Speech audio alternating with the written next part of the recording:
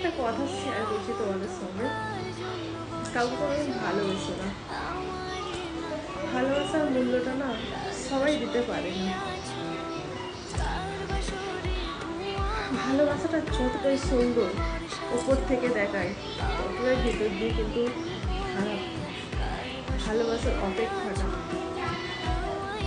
যাকে বলে ওয়েট করা, খুবই কঠিন।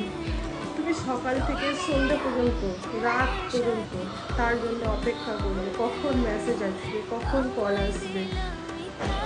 বাট সেই মানুষটা 1 সেকেন্ডের জন্য তোমার জন্যে টাইম বার করতে পারবে না, একটা মেসেজ করতে পারবে না, একটা কল করতে পারবে না। তার কাছে কি ভালোবাসাটার দাম থাকে? সে কি টাইম পাস করে না?